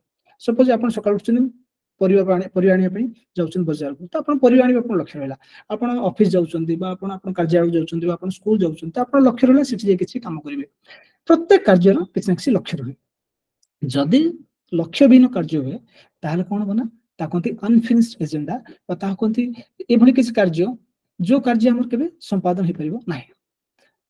ଆମେ ଗୋଟେ ଏକ୍ସାମ୍ପଲ ନେବା, ଜଣେ ଛାତ୍ର ଅଛି, HSC ଏକ୍ସାମରେ ପାସ୍ କରିଗଲା, ଆଉ ଜଣେ ଛାତ୍ର HSC ଏକ୍ସାମରେ ପାସ୍ ହେଇପାରିଲା ନାହିଁ, ସେ ଫେଲ୍ ହେଇଗଲେ, ସେ କୃତକାର୍ଯ୍ୟ ହେଇପାରିଲେ ନାହିଁ। ଥରେ ପରୀକ୍ଷା ଦେଲେ ହେଇପାରିଲେନି, ଦ୍ୱିତୀୟ ଦେଲେ ହେଇପାରିଲେନି, ତିନିଥର ଦେଲେ ହେଇପାରିଲେନି। ଯଦି ଆମେ ଏଠି ଦେଖିବା, ଚତୁର୍ଥ ବର୍ଷ ଇଏ ତାଙ୍କ କାର୍ଯ୍ୟ ସମ୍ପାଦନ କରିସାରିଲେ, ବଟ୍ ୟାର କାର୍ଯ୍ୟ ସମ୍ପାଦନ ହେଇପାରିଲା ନାହିଁ, ଶେଷ ହେଇପାରିଲା ନାହିଁ। ଅନଫିନିଶ୍ଡ ଏଜେଣ୍ଡା। এইଭଳି ଆମ ମନ ଭିତରେ ନା ବହୁତ ଅନଫିନିଶ୍ଡ ଏଜେଣ୍ଡା ଅଛି। କ'ଣ ଦେଖନ୍ତୁ, ଛୋଟ ଛୁଆ ବେଳେ ଆପଣ କାହା ସାଙ୍ଗେ ଗଣ୍ଡଗୋଳ କରୁଥିବେ, ସେ ଲୋକ ସେ ସମୟ ଶକ୍ତିଶାଳୀ ଥିଲା, ଆପଣ ଶକ୍ତିଶାଳୀ ନାହାନ୍ତି, ସେ ଆପଣଙ୍କୁ ହଇରାଣ କଲା, ସେ ପଳେଇଲା। ବର୍ତ୍ତମାନ ଯେ ଆପଣ ମନରେ ଥିବ, ସେ ଲୋକ କୋଉଠି ଦେଖାହେଲେ ତାକୁ ଉତ୍ତମ ମଧ୍ୟମ କରିଦେବେ। এইଭଳି ବହୁତ ପ୍ରକାରର ଚିନ୍ତନ ଆପଣ ମନ ଭିତରେ ଥିବ। ଆପଣ ଯେ ଟିକେ ଗୋଟେ ମିନିଟ ଭାବିବେ, ଆପଣଙ୍କ ଭିତରେ ଏତେ ସବୁ ଭରି ରହିଛି ଚିନ୍ତନ, ଏତେ ସବୁ ଭାବନା ଆପଣଙ୍କ ଭିତରେ ଭରି ରହିଛି। କିଛି ଭଲ ଭାବନା ଥାଇପାରେ, କିଛି ଖରାପ ଭାବନା ଥାଇପାରେ। ସପୋଜ କୋଉଠି ଭଲ ସାଙ୍ଗ ଆପଣ ଦେଖାଇଥିଲେ, ଟ୍ରେନରେ ଆସୁଥିଲେ, ଆସିଲା ବେଳେ ଆପଣ ଶୋଇପଡିଛନ୍ତି, ସେ ବନ୍ଧୁ ଉଠିକି ତାଙ୍କ ରାସ୍ତାରେ ଓହ୍ଲେଇ ପଡିଛନ୍ତି। ଆପଣ ମନରେ ଭାବୁଥିବେ କାହିଁକି ଫୋନ ନମ୍ବରଟା ମାଗି ପାରିଲେନି ସେ ଲୋକଟାକୁ। ଏବଂ ଛୋଟିଆ ଛୋଟିଆ ବହୁତ ଘଟଣା, ଭଲ ବା ଖରାପ, ସବୁ ଏ ଭିତରେ ଆପଣ ମସ୍ତିଷ୍କରେ ଭରି ରହିଛି। ଆଉ ଏଇ ଘଟଣା ଘଟିବାର ତାର ସବୁଠୁ ବଡ ଆଡଭାଣ୍ଟେଜ ବା ଆମେ କହିବା, ଆମର ଗୋଟେ ଭଲ ଘଟଣା ବି ଅଛି, ଖରାପ ଘଟଣା ବି ଭିତରେ ଅଛି। ତ ଏଇ ଯୋଉ E2 ବା ଇଭେଣ୍ଟ 2 ବା ଆମ ଦୁନିଆରେ ଆମେ କ'ଣ ହୁଏ, ଦିଟା କାର୍ଯ୍ୟ କରିବା। ଆମେ ଗୋଟେ ହଉଛି ଆମର ପଜିଟିଭ, କିଛି ନେଗେଟିଭ ଥଟ୍ ଅଛି ଆମର, ବା ଯାହା ଆମକୁ ସାହାଯ୍ୟ କରେ, ଯାହା ଆମକୁ ସାହାଯ୍ୟ କରେନି। ଯୋଉ ସଂସାଧନ ବା ଯୋଉ ଭାବନା ବା ଯୋଉ ଚିନ୍ତନ ଆମକୁ ସାହାଯ୍ୟ କରେ, ତାହା ମୁଁ କ'ଣ କରେ, ଯେତେବେଳେ ଆମେ ଯାହା ଚାହୁଁଛେ ତାହା ଆମେ ଦେଖୁଛେ, ଗୋଟେ ଭଲ ସିନେମା ଦେଖୁଛେ, ସିନେମାରେ ଆମକୁ କିଛି ଭଲ ଲାଗୁଛି, ଆମ ବଡି, ଆମ ଶରୀର, ତାକୁ ଗ୍ରହଣ କରେ। ଗ୍ରହଣ କଲେ ଆମକୁ କଣ ଲାଗେ? ଉତ୍ଫୁଲ୍ଲିତ ଲାଗେ, ଆମକୁ ଖୁସି ଲାଗେ। ଆମେ ସେଇ ସମୟରେ ଯୋଉ କାମ ଥିଲେ ଆମେ ବହୁତ ସୁରୁଖୁରୁରେ କରିଦଉ। କିନ୍ତୁ ଭାବନ୍ତୁ ଯେତେବେଳେ ଆପଣ ଏମିତି କିଛି ଗୋଟେ ଘଟଣା ଚକ୍ରରେ ପଡି ଯାଇଥିବେ, ଯୋଉ ଘଟଣା ଆପଣଙ୍କ ମନରେ ଇଚ୍ଛା ହଉନଥିବ କରିବା ପାଇଁ, ବାଟ ଆପଣଙ୍କୁ ବାଧ୍ୟ କରାଯାଉଛି, ସେ ସମୟ କଣ ହବ? ଆପଣ ଯାହା କାମ କରିବେ ଭୁଲ ଭଲ କରିବେ, ବା ଯେକୌଣସି ଘଟଣା ଯାହା ବି କରିବେ ତାକୁ ଆପଣ ଉପଭୋଗ କରିପାରିବେ ନାହିଁ, ବାଧ୍ୟବାଧକତା କରୁଥିବେ ଆପଣ ତାକୁ। ଯେତେବେଳେ ଆମ ଆକୁ କୁହନ୍ତି E2 ବା ଷ୍ଟେଟ୍ 2, ଯଦି ଆମର ଏହା ଭଲ ବା ପଜିଟିଭ ବା ଯାହା କାମ କରୁଛେ ଆମକୁ ତାହା ଲାଭଦାୟୀ, ତାହେଲେ କଣ କହିବା? ଆମେ ସେଇ ଷ୍ଟେଟକୁ ଆମକୁ ରିସୋର୍ସଫୁଲ ଷ୍ଟେଟ। ରିସୋର୍ସଫୁଲ ଷ୍ଟେଟ ଆକୁ କହିବା ଅନରିସୋର୍ସଫୁଲ ଷ୍ଟେଟ। ରିସୋର୍ସଫୁଲ କଣ, ଅନରିସୋର୍ସଫୁଲ କଣ? ରିସୋର୍ସଫୁଲ ଷ୍ଟେଟ ହଉଛି ଆମ ଭିତରେ ବିଭିନ୍ନ ଜ୍ଞାନ ଅଛି, ବିଭିନ୍ନ ସ୍କିଲ୍ ଅଛି, ବିଭିନ୍ନ ଆମେ ଦେଖନ୍ତୁ ଜଣେ ଜଣେ ଶିକ୍ଷକ ସେ ପାଠ ପଢାଇ ଜାଣିଛନ୍ତି, ଯଦି ସିଏ ଭଲ ଚିନ୍ତନରେ ଯାଇଥିବେ ବହୁତ ସୁନ୍ଦର ପାଠ ପଢେଇବେ, କିନ୍ତୁ ଯଦି କିଛି ଗୋଟେ ଘଟଣା ଚକ୍ରରେ ପଡି ସେ ତାଙ୍କ ମନ ଭିତରେ କିଛି ଗୋଟେ ଦ୍ୱନ୍ଦ୍ୱ ଚାଲିଥିବ, କୌଣସି ଗୋଟେ କାରଣ ଯୋଗୁଁ ସେ କିଛି ବ୍ୟତିଗ୍ରସ୍ତ ହେଇଥିବେ, ଭାବନ୍ତୁ ସେଇଦିନ ତାଙ୍କ ପାଠ ପଢାରେ କିଛି ନା କିଛି ପ୍ରଭାବ ହବ। ତ ଏଇ ସବୁ ଜିନିଷ ଆମକୁ ଆମ ଜୀବନରେ ବହୁତ ପ୍ରକାର ଅସୁବିଧାରେ ପକାଇବା ବେଳେ ଆମକୁ ସାହାଯ୍ୟ ବି କରେ। ତ ଏଇ ସବୁ ଯୋଉ ଘଟଣା ଚକ୍ର ଆମର ଆସିଲା, ଏହା ସୃଷ୍ଟି କରେ ଆମର ସେଲ୍ଫ ଆଇଡେଣ୍ଟିଟି ବା ଆମର ପର୍ସନାଲିଟି, ଯାହାକୁ ଆମେ କହୁଛେ ସେଲ୍ଫ ଇମେଜ ବି ଆମେ କହିପାରୁଛେ ତାକୁ। ଏଇ ଯୋଉ ସବୁ ଘଟଣା ଆସିଲା, ରିସୋର୍ସଫୁଲ ଷ୍ଟେଟ ଆସିଲା, ସେ ରିସୋର୍ସଫୁଲ ଷ୍ଟେଟ ଥିଲାବେଳେ ଆମ ଶରୀର କେମିତି କାମ କରେ? ଆମ ଯୋଉ ଆମ ଶରୀରରେ କଣ ହୁଏ? ଆମର ବ୍ଲଡ ପ୍ରେସର ନର୍ମାଲ ରୁହେ। ଆପଣ ଅନୁଭବ କରୁଥିବେ, ଆପଣ ଯେତେବେଳେ ଖୁସି ଥିବେ ସେତେବେଳେ ଆପଣଙ୍କ ବ୍ଲଡ ପ୍ରେସର ନର୍ମାଲ ରହିଥିବ। ଆପଣଙ୍କର ସୁଗର ଲେଭେଲ ବଡିର, ମଧୁମେହ ରୋଗ ଯାହାକୁ ଆମେ କହୁଛେ, ହବନି, ସେ ନର୍ମାଲ ରହିଥିବ। ଆପଣ ଭଲ ନିଦ ହଉଥିବ, ସୁନ୍ଦର ଭାବେ ଶୋଇପାରୁଥିବେ। ଆପଣ ଆଉ କଣ ହବ? ବଡି ଟେମ୍ପରେଚର ବା ବଡିର ଯୋଉ ତାପମାତ୍ରା ନର୍ମାଲ ରହିଥିବ ଆପଣଙ୍କର। ଏଭଳି ଆପଣ ଯୋଉ ଲୋକ ସାଙ୍ଗେ ଦେଖାଇଲେ ଆପଣ କନେକ୍ଟିଂ ପାୱାର ବହୁତ ସୁନ୍ଦର ଭାବେ ଆପଣ ଲୋକ ସହିତ ମିଶିପାରିବେ। କିନ୍ତୁ ଆଉ ଓଲଟା ହେଇଗଲା, ଆପଣ ଯଦି ଆପଣଙ୍କ ଭିତର ଦୁନିଆ ଠିକ ନାହିଁ, ବାହାର ତ ସବୁ ଠିକ ଅଛି, ସେ ସୂର୍ଯ୍ୟ ଅଛି, ସେ ଚନ୍ଦ୍ର ଅଛି, ସେ ପରିବେଶ ଅଛି, ସବୁ ଠିକ ଅଛି, କିନ୍ତୁ ଆପଣ ଭିତର ଦୁନିଆ ବା E2 ଯଦି ଠିକ ନାହିଁ, ଅନରିସୋର୍ସଫୁଲ ଷ୍ଟେଟ ଅଛି। ଅନରିସୋର୍ସଫୁଲ ଷ୍ଟେଟ ମାନେ ଆପଣ ଯୋଉ ସବୁ ଆପଣଙ୍କ ଭିତରେ ଯେଉଁ ସବୁ ଶକ୍ତି ଅଛି, ସେଇ ଶକ୍ତି ଆପଣଙ୍କର ଉନ୍ନତିରେ ସାହାଯ୍ୟ କରୁନି ଏଠି। ଯୋଉ ଶକ୍ତି ଆପଣ ଭିତରେ ଦେଖନ୍ତୁ, କଥା କହିବା ଶକ୍ତି ଅଛି, ଲୋକଙ୍କୁ ଆପଣେଇବା ଶକ୍ତି ଅଛି, ଆପଣଙ୍କ ଭିତରେ ଲୋକଙ୍କୁ ସାହାଯ୍ୟ କରିବା ଶକ୍ତି ଅଛି, ବହୁତ ପ୍ରକାର ଶକ୍ତି ଆପଣଙ୍କ ଭିତରେ, ବହୁତ ଜ୍ଞାନ ବି ଅଛି ଆପଣଙ୍କ ଭିତରେ, ସେ ସବୁ ଜ୍ଞାନ ଆପଣଙ୍କୁ ସାହାଯ୍ୟ କରୁନାହିଁ। କାହିଁ ସାହାଯ୍ୟ କରୁନାହିଁ? ଯେହେତୁ ଆପଣଙ୍କର ଭିତର ଦୁନିଆ ବା E2 ଠିକ ନାହିଁ। E2 ଆପଣଙ୍କ ଅନରିସୋର୍ସଫୁଲ ଷ୍ଟେଟ ଅଛି। ସେତେବେଳେ କଣ ହୁଏ?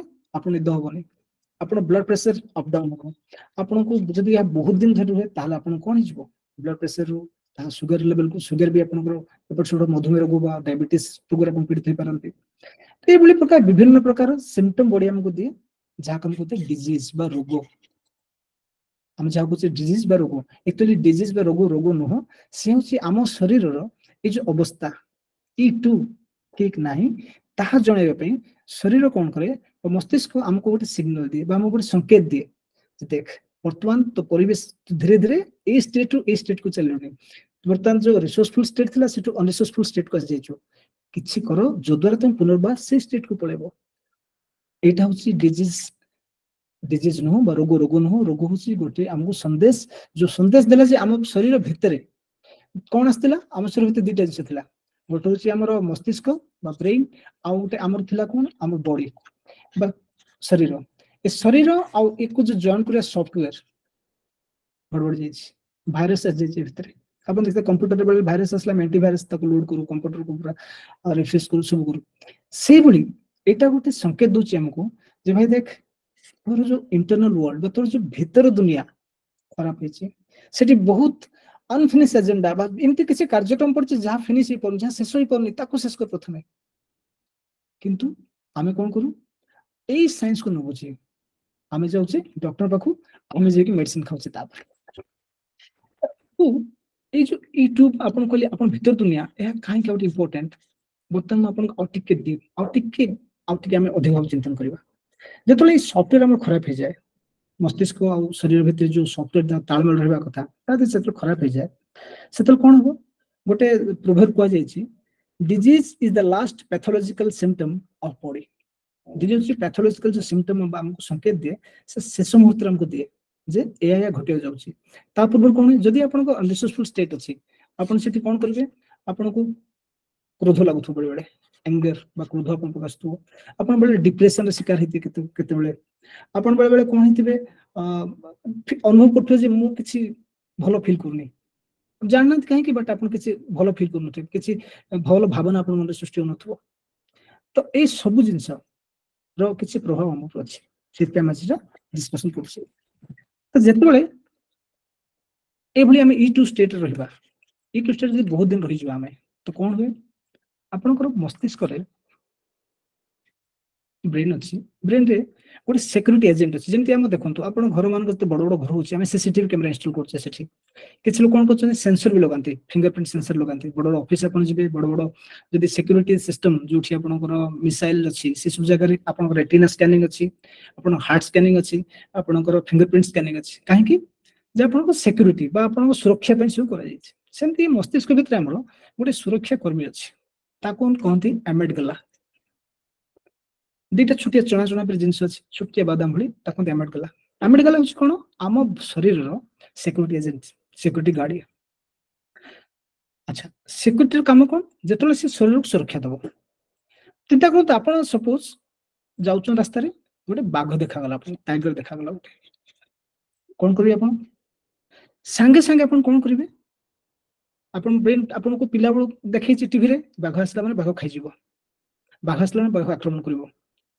एक्चुअली केते कांसे सत संपूर्ण सत भी नसा किंतु आमे कोन बाघ देखला माने फास्ट आमे कोन करबा दौड़िया स्टार्ट करबा बहुत जोर दौड़िया स्टार्ट करबा आमे तो जेतरा में शरीर साधारण काम करछि हम सेति शक्ति दरकार जेति दोछि हमको किंतु हम अधिक शक्ति दरकार कोठ आसीबो काहे ए समय रे एमिडगला फील कला जे हम शरीर किछि विपद रे पड़छि तो ये संग संग कौन करिया मेडगला संगे संगे हाइपोथैलेमस ग्लैंड बा ग्रंथि अछि हमर मस्तिष्क रे ताको खबर दबो हाइपोथैलेमस को भाई वर्तमान मु विपद रे पड़ जाइछि ये होछि हमर मास्टर सिक्योरिटी पर्सन ये शरीर सब काम को सिक्योरिटी हम दिए संग संग हाइपोथैलेमस कौन करिवो हाइपोथैलेमस संगे संगे तार जो एजेंट्स अछंती सिक्योरिटी एजेंट्स से मन खबर दबो हाइपोथैलेमस हमर चारटा काम करे बॉडी रो बा शरीर रो प्रथम काम कौन करे टेम्परेचर बा हमर शरीर तापमात्रा मेंटेन करे द्वितीय काम कौन करे हम शरीर रे वाटर कंटेंट बा हमर जो जल रो किछि स्तर अछि हम शरीर पाखा पाखी 71 भाग हम शरीर जल अछि तार जो बैलेंस ता मेंटेन करे काम अछि ए एमेडगला रो देखो अपन देखथिबे जतले तरल झाड़ा होय हमर विभिन्न लोक मानकर कोन रे जल स्तर कमी जाय ताको डिहाइड्रेशन कहूचे आमे ताको नि संगे मेडिकल हमको सलाइन फलाइन दवा पड़छे तो से काम एमेडगला करे सॉरी हाइपोथैलेमस करे आउट काम कौन करी हमर बीपी बा ब्लड प्रेशर को कंट्रोल करे नेक्स्ट आउट काम कौन करे ब्रीदिंग बा हमर जो श्वास क्रिया ब्रीदिंग को कंट्रोल करे तो चारटा काम मुख्य काम करे हाइपोथैलेमस मोटोची हमर शरीर तापमात्रा को बनको से कंट्रोल रखिबो सेकंड थिंग वाटर कंटेंट बा हमर शरीर जो जलीय अंश अछि तार से दायित्व नबो तृतीय कथा ब्लड प्रेशर केते रहबा कथा 80 120 जहाँ रहा कथा ताको कंट्रोल करे और मोस्ट इम्पोर्टेंट ब्रीदिंग ताको कंट्रोल चारटा सब हाइपोथैलेमस कंट्रोल करे देखो त अपन जतो कोन सब टाइगर देखथिले बाघ को देखथिले अपन अनुभव करंतु प्रथम अपन कोन होय गोटे सेंसेशन अपन शरीर फील हुए कोन से फील हुए प्रथम ब्रीदिंग अपन चेंज हो लंबा श्वास नेबा अपन अनुभव करन से समय अपन हार्ट बीट बढ़ी जाय बा अपन छाती रे अपन हाथ रखले हम जानि जे धक धक धक धक होतो अपन से समय कोन होय पाटी सुखी जाय माने जलीय अंश अपन शरीर रे प्रभाव पकेला आउ टेम्परेचर अपन अनुभव करिवे मे बी जेतरा अपन बेसी समय दौड़ा दौड़ी करिवे अपन शरीर टेम्परेचर भी किछि मात्रा बढ़ी जाय तो ये चारटा काम करिया पई एमिडगला मैसेज दे खबर दे हाइपोथैलेमस को जे आई एम इन डेंजर मु विपद रे पड़ जाई छी तो हाइपोथैलेमस नेक्स्ट कोन करे तार नेक्स्ट जो ऑर्गेनाइजेशन तार सेमान को से खबर दे दो तो सेठी हम कोन किडनी रे हमर गोटे ग्लैंड अछि बस हमर गोटे ग्रंथि अछि ता नाला adrenal gland adrenal gland kidney रे अछि से कोन कर दीटा जिंस दीटा केमिकल हम रिलीज करे दीटा हार्मोन रिलीज करे गोटे होछि अपन कोर्टिसोल आउट होछि एड्रेनालिन और कोर्टिसोल दीटा हार्मोन को संग खेलन करती है काहे करे एड्रेनाल कोर्टिसोल गोटे काम करते प्रथमे आम शरीर जो दौड़ा स्टार्ट करे जोर रे शक्ति दरकार शक्ति कोट आसीबो आम शरीर जोर जोठी आम खाद्य खाइला पर ग्लूकोज बा जो हमर शर्करा सब आम शरीर जोर जोर जमा हिसी ए प्रथमे मन कोन करंती शरीर जो जो पार्ट जो जो शरीर विभिन्न अंश रे शर्करा अछि ताको रिलीज कर देन ब्लड को काना से जान शरीर बर्तन विपद पड़ जीवो ताको अधिक शक्ति दरकार से शक्ति पाई ए माने जहाँ हमर सुगर लेवल अछि बा जे हमर शर्करा अछि ताको संगे संगे ब्लड को रिलीज कर दियंती बा रक्त मिसी दियंती जदे रक्त अधिक सुगर पाइला बा अधिक शर्करा पाइला शर्करा पर आमे अधिक शक्ति अधिक पाइला आमे कार्य करिया पाइला फर्स्ट काम सेकंड काम कौन करते माने प्रथम काम कौन कले माने एड्रेनालिन और कोर्टिसोल प्रथम हमर सुगर बा हमर शर्करा को रिलीज कर देले हमर रक्त रे द्वितीय काम कौन करती कोर्टिसोल और एड्रेनालिन मिसी के हमर इंसुलिन अछि इंसुलिन कौन करे इंसुलिन आ सुगर लेवल को मेंटेन कर रखे इंसुलिन रो जो रिलीज हुए ताको कमाई दियंती काहे कि जदी इंसुलिन अधिक हबो हमर जदी शर्करा अधिक हबो कैंसल हो जिवो हमको देह शक्ति मिलबोनी तेनु ए दिजो मिसी कोन होती सुगर बा हम शर्करा मात्रा बढ़ी दियंती ब्लड रे रक्त रे आ इंसुलिन मात्रा कमाई दियंती जदरा कोन होला इंसुलिन कम सुगर को ग्रहण करिवो अधिक सुगर हम देह रे रहइबो जदरा हम अधिक शक्ति पाइबा तृतीय काम कोन करदे माने हम शरीर रे जो ब्लड बा रक्त पंपिंग होची रक्त पंपिंग हो हमर जो मोटर छै हमर हार्ट ताक एफिशिएंसी बढ़ी दिन तार जो कार्यक्षमता बढ़ी दिन सपोज हम भावंतु गोटे 1 एचपी मोटर अछि हम घरे ताको मन कोन करते जदी सेति कैपेसिटी छै हमर हार्ट रो ताको 2 एचपी मोटर कन्वर्ट कर दियंती संक्षेप अधिक शक्ति दियंती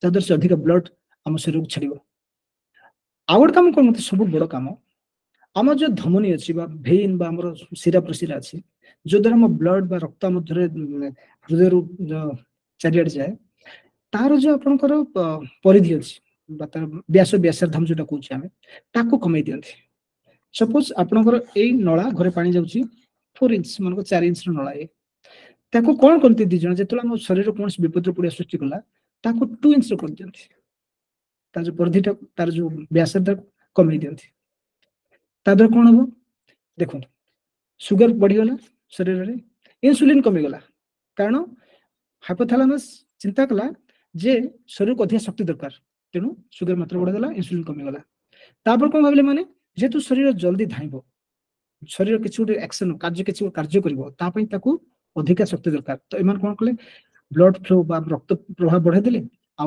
ए जो रक्त प्रवाह धमनी थिला ताकू कमाय देले आपण भाबंतु ए परिस्थिति रे कोन रे बेले आपण सुनथिबे बा ब्रेन ब्रस्ट हे गला और समथिंग गला जेतले प्रेशर अधिक हबो चाप अधिक हबो कोन हबो इधर पाइप फाटी जीवो नले आपनकर किछु मोटर खराब हे जीवो तो जेतले ए कंडीशन आमे सबले रहे जदि हमरो ए कंडीशन बहुत समय धरि चले आपण अनुभव करिवे विभिन्न लोक मान को ब्लड प्रेशर सुगर बा डायबिटीज ए सब रोग एथि पई होय ए बाहर दुनिया पे होनी भीतर दुनिया पे होय तो हमर ए भीतर दुनिया ठीक नहीं ताले ए सब रोग हम शरीर को आक्रांत करे तेनो ए जो रोग होची ता प्रकृत रोग নহয় ता होची हम भीतर दुनिया रो रिफ्लेक्शन बस भीतर दुनिया रो प्रतिफलन ही हम आपको देखिया पाउछ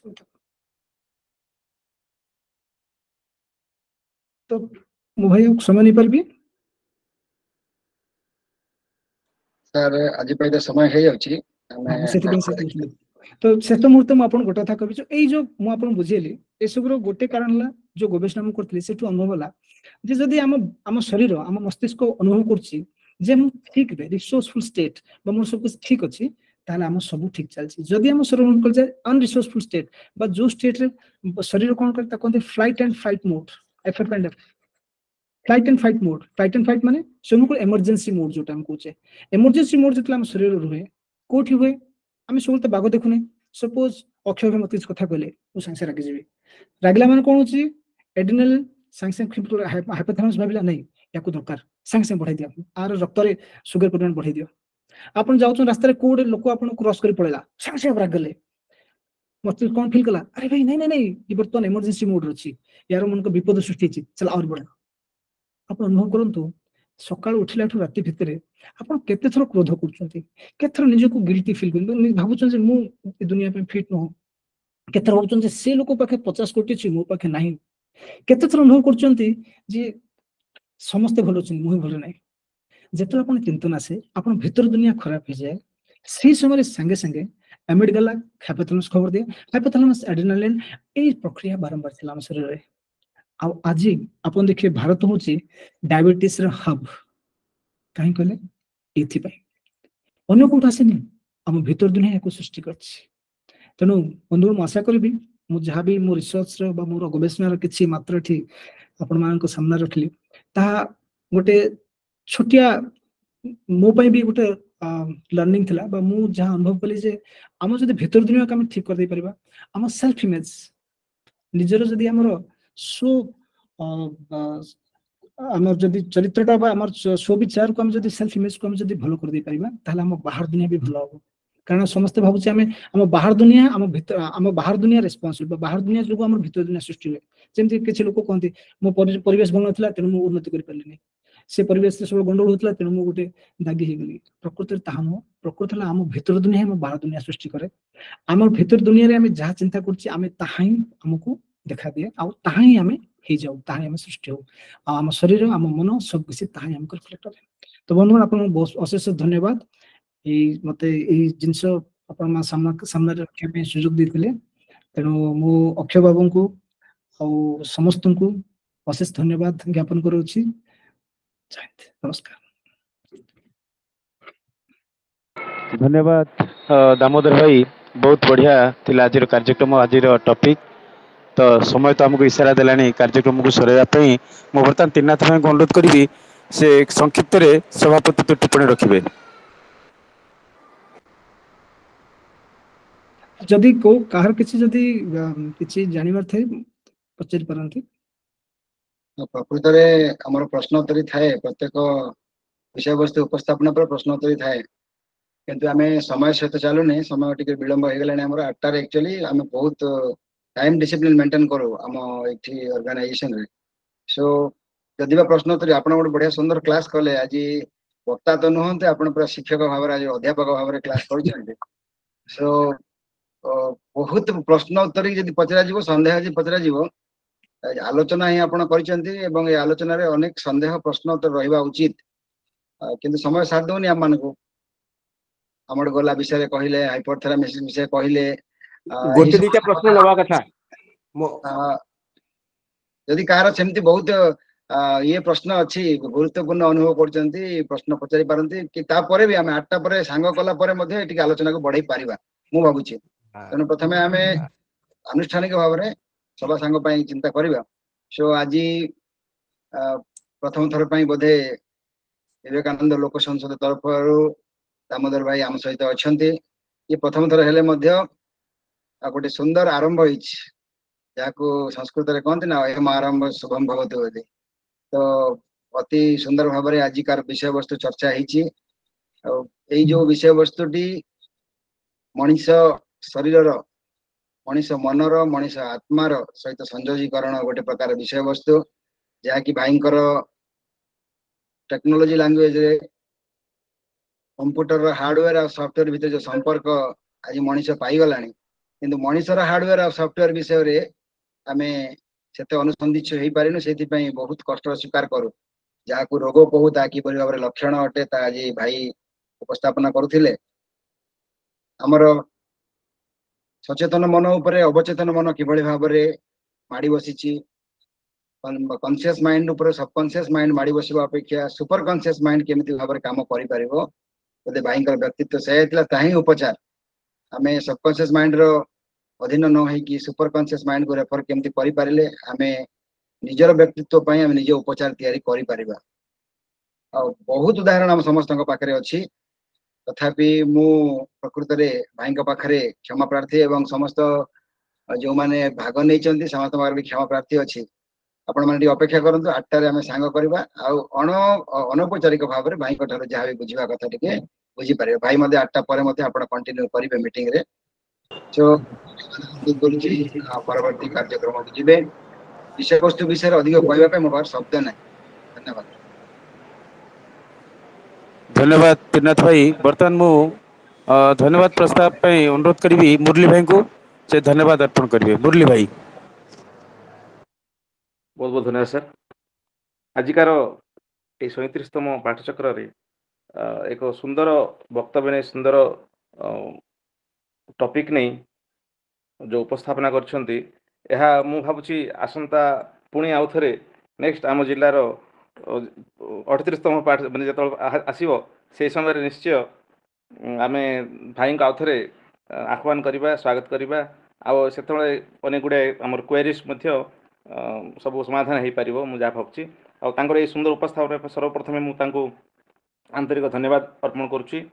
ଓ ଆଜିର ଆରମ୍ଭରୁ ଯେଉଁ ମନ୍ତ୍ରପାଠ କରି ଆରମ୍ଭ କରିଥିଲେ ସେ ଅରୁଣ ସାର୍, ତାଙ୍କୁ ମୁଁ बहुत धन्यवाद अर्पण करुछि। तापरे सुंदर संयोजना करिसेंती आम रथ सार, अक्षय रथ सार, तांको पा मध्य अशेष धन्यवाद। आउ आजिर सभापति कार्य तुलाइछंती आम त्रिनाथ सार बहुत सुंदर भावे वक्तांकर परिचय मध्य बहुत सुंदर भाव देथिले। आउ कार्यक्रम को ठीक भाव परिचालना करथिले। सभापतित्व आसन ग्रहण करी तांको अशेष धन्यवाद। आउ आम सहित आज जड़ित अछंती आमर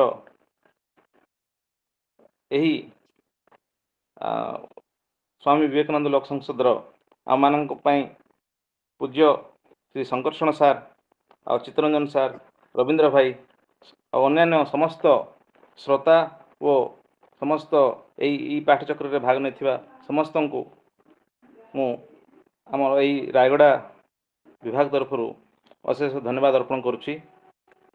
वर्तमान मु परवर्ती कार्यक्रम संचालन करिया पई अक्षरथ सार को अनुरोध करुछि। हाँ धन्यवाद मुरली भाई, आपको भी धन्यवाद। आ गोटे परिचय रखा, दामोदर भाई होउछन्ती हमर गत थर जो वक्ता थिले सुरजित भाई तांको निज भाई, तेणुकरी उभय भाई को आम निश्चित भाव में धन्यवाद देवु। वर्तमान जेहेतु समय निर्देश देछि मु वर्तमान बस रे रही मो कार्यक्रम को ये करुछि, तेणुकरी किछि डिस्टर्बेंस होतु किछि दुख करिवेनी। वर्तमान स्मरणिका गुरुमा को अनुरोध करिबि से शांति मंत्र पाठ करिवे। स्मरणिका गुरुमा, स्मरणिका गुरुमा लाइन रे अछंती? हां। समस्त ज्ञान पिपासु धीर श्रेष्ठ वरेण्य ए व्यक्तिगण जे के पाठ्यचक्र को आग को नहीं परिचालना करछंती अबा निजर ज्ञान पराकाष्ठा रखिछंती। समस्त प्रणाम। आमे शेष पहाचरे से पहुंची शांति मंत्रण करवा सिद्ध।